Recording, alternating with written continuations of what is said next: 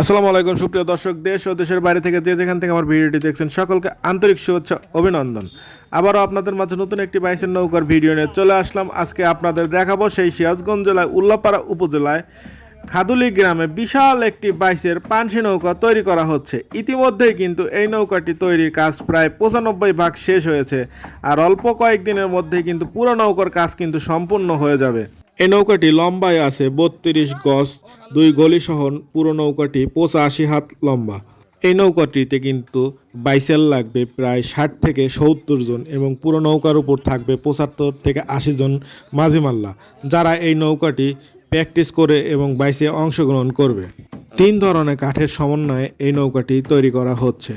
এই নৌকা তৈরির কাজ করছে সেই পাবনা সাথিয়ার রঞ্জিত মিস্ত্রি, যে মিস্ত্রি ইতিপূর্বে বেশ কয়েকটি নৌকা তিনি তার নিজের হাতে তৈরি করেছে।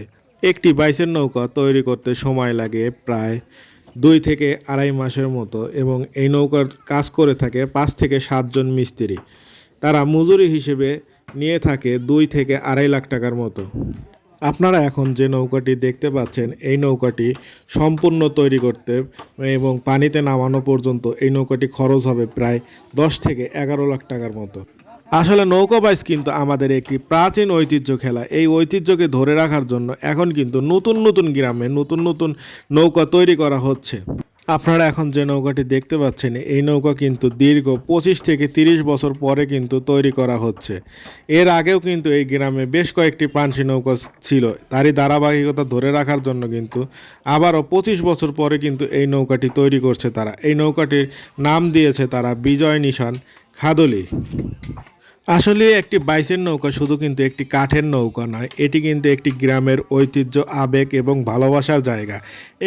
আপনারা আশেপাশে উপস্থিতি দেখেই বুঝতে পারছেন যে এই গ্রামের মানুষেরা আসলে নৌকাকে কত ভালোবাসে। তারা কিন্তু তাদের কাজের ব্যস্ততার মাঝে এসে এই নৌকাটির কাছে সময় দিচ্ছে, যাতে তারা মিস্ত্রির সহযোগিতা করতে পারে এবং তাদের নৌকাটি সুন্দরভাবে তৈরি করতে পারে। ভিডিওটি না টেনে সম্পূর্ণ দেখতে থাকুন।